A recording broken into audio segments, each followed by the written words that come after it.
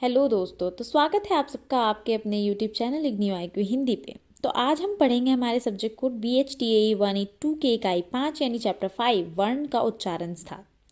इससे पहले चैप्टर 1 से लेकर 4 तक का लेक्चर्स हमने ऑलरेडी कवर कर चुका है, तो आप प्लेलिस्ट में जाकर चेक कर सकते हो और वहाँ से वीडियो देख सकते हो और पढ़ सकते हो।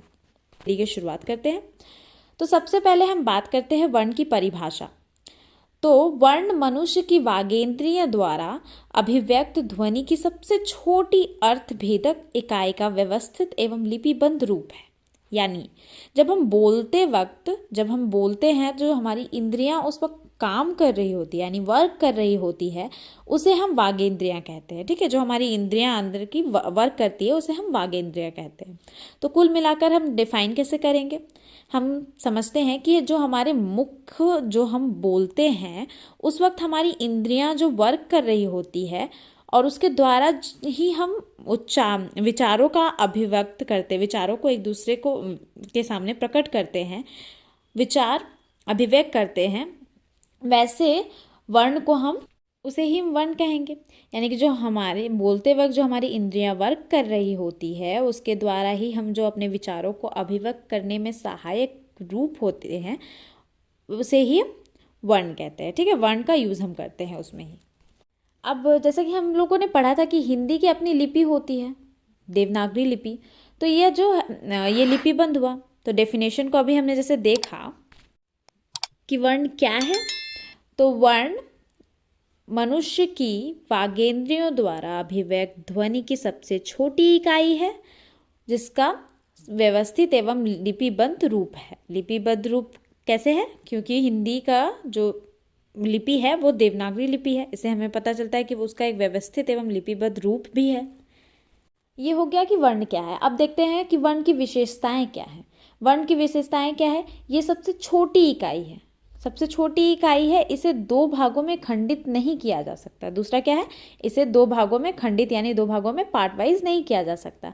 ये तीसरा भाषा में अर्थ भेदकता का आधार है। मतलब जैसे हम पढ़े थे कि हम किस वर्ण को किस आधार पर बोल रहे हैं, मुख का कौन सा भाग प्रयोग हो रहा है, इस बेसिस पे जब हम वर्ण को अलग अलग भेदों में बांटते हैं, जो कि हमने चैप्टर 3 और 4 में पढ़ा था, तो ये चीज़ यहाँ पे वर्ण की विशेषता में आ गई। तीसरा जो कि है हमारा, यह भाषा में अर्थभेदकता का आधार है। ठीक है, चौथा हो गया हमारा वर्ण का संबंध लिखने से है। पांचवा है इससे भाषा की व्यवस्था यानी सिस्टम आती है। वर्ण के थ्रू, वर्ण के हेल्प से, वर्ण के सहायता से ही भाषा में व्यवस्था यानी सिस्टम आती है, उसको लिखने का तरीका हम लोग समझते हैं। अब हमने पढ़ा था कि वर्ण के समूह को हम लोग वर्णमाला कहते हैं। चैप्टर 1 में ही हमने पढ़ा था कि वर्णों के समूह को हम लोग वर्णमाला कहते हैं। हिंदी में टोटल वर्ण 52 यानी 52 है। ठीक है, और इन वर्णों को कितने भागों में बांटा गया है? 2 भागों में। पहला है स्वर, दूसरा है व्यंजन। स्वर कितने हैं? 11 और व्यंजन कितने हैं? 33। स्वर में आ जाते हैं हमारे अ, आमे, अकार, आ, हसई, दुर्गई, हसहु, दुर्गऊ, री, ए, आय, ओ, आओ, अंग और अ, ये आ जाएंगे। अंग और आ को हम साइड कर देंगे, वो अनुस्वार और विसर्ग आ जाएगा।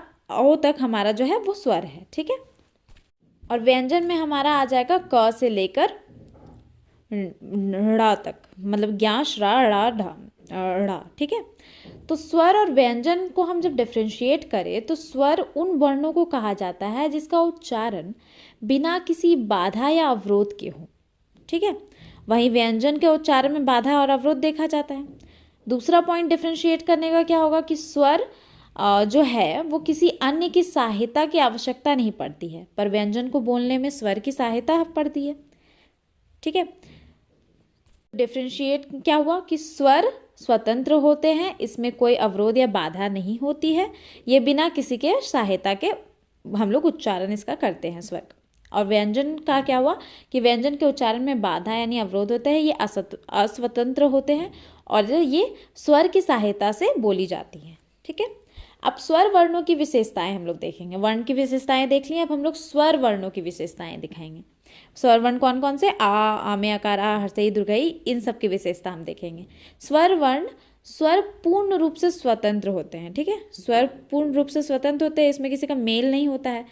इनके उच्चारण में श्वास वायु है, ये बिना कोई रुकावट के होती है, ठीक है। इनके उच्चारण में जो अवरोध रहित होता है, ठीक है, इनका उच्चारण अवरोध रहित होता है। ये स्टेटमेंट से हम क्या समझेंगे कि इनका उच्चारण में जो हमारी श्वास वायु है ये किसी बिना कोई रुकावट के उत्पन्न होती है, ठीक है। तीसरा हो जाएगा हमारा, इनके उच्चारण में अन्य वर्णों की सहायता की आवश्यकता नहीं होती। चौथा, इनके उच्चारण, स्वर के उच्चारण देर तक किया जा सकता है और कम देर तक भी किया जा सकता है, मतलब दोनों तरीके से इसका यूज़ कर सकते हैं। देर तक भी बोल सकते हैं और कम देर तक भी बोल सकते हैं। जैसे आ, हम उसको देर तक भी बोलना चाहे आ तो उसको भी हम बोल सकते हैं। पांचवा हो जाएगा कि ये व्यंजन वर्णों के उच्चारण में सहायक होते हैं। स्वर जो हमारा होता है वो व्यंजन वर्ण के वर्णों में सहायक होते हैं। अगर व्यंजन के साथ स्वर नहीं होगा तो उस व्यंजन का अस्तित्व ही नहीं रह जाएगा, ठीक है। यानी मतलब स्वर बहुत इंपॉर्टेंट रोल प्ले करता है व्यंजन वर्णों के उच्चारण में।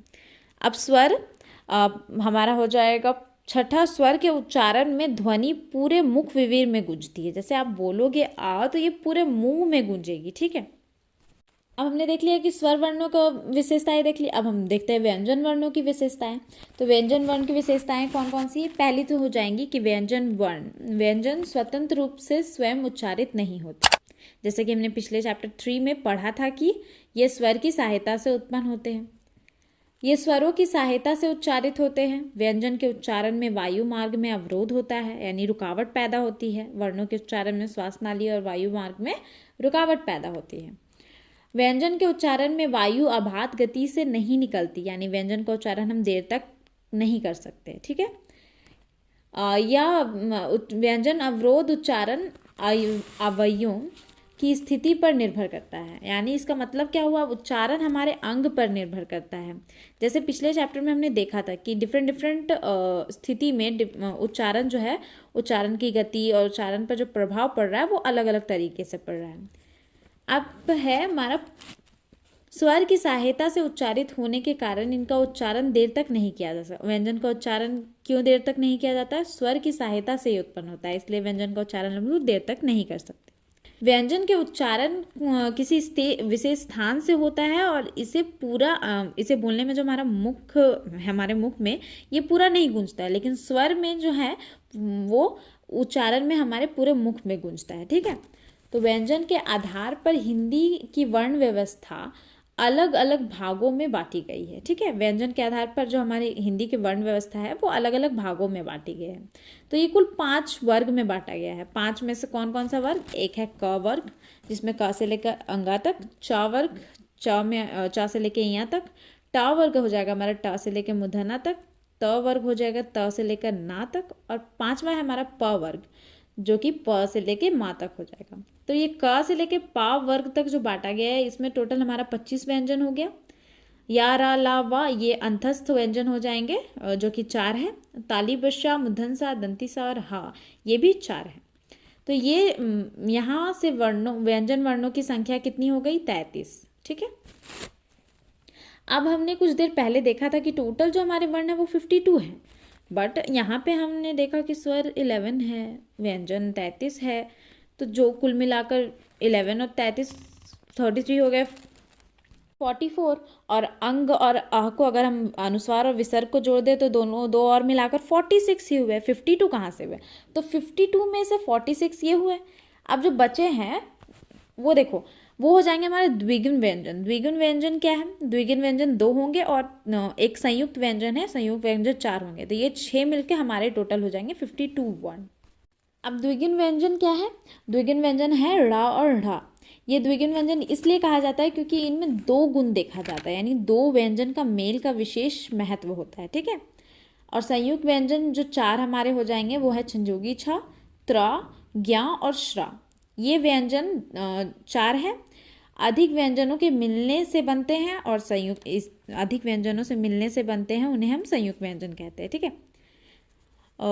तो टोटल मिलाकर हमारे स्वर हो गए 11, अनुस्वार और विसर्ग मिला दे तो 2 और हो गए 13, व्यंजन हो गए 33। इनको हम जोड़ दे इधर 11 और 2 13 और 33 को जोड़ दे 46। 46 में 2 इधर द्विगुण व्यंजन जोड़ दे तो हो जाएंगे 48, और 48 में 4 और संयुक्त व्यंजन जोड़ दे तो टोटल वर्ण हो जाएंगे हमारे 52, यानी 52 वर्ण। अब आइए देखते हैं कि ध्वनि की उत्पत्ति के स्थान यानी जो वर्णों का हम उच्चारण करते हैं इसके भी अपने स्थान होते हैं। तो इसके टोटल जो स्थान होते हैं वो 22। चैप्टर 4 में हमने बात की थी कि आगे हम पढ़ेंगे कि अलग अलग अंग से उच्चारित हुए अलग अलग स्थान से उच्चारण जो होता है, उत्पत्ति होती है ध्वनियाँ, वो टोटल 22 होते हैं, जो कि यहाँ चित्र के माध्यम से बताया गया है। तो पहला है कंठ मार्ग, भोजन नालिका, स्वर यंत्र, स्वर यंत्र मुख, स्वर तांत्री, अभिका काल। तो ये सारे टोटल हमारे जो यहाँ दिए गए हैं, देखो लाइन बाय लाइन 22 दिए गए हैं। तो ये सारे हो गए हमारे मुख के भाग। तो ये सारे ध्वनियाँ के उत्पत्ति के स्थान हैं जो हमारे मुख के अलग अलग भागों से किसी भी भाषा, बोली, व्यंजन या स्वर में योगदान प्रदान करते हैं। ठीक है, अब आओ देखते हैं हम लोग कि उच्चारण के स्थान के आधार पर वर्णों का भेद। तो पहला है स्वर यंत्र मुखी।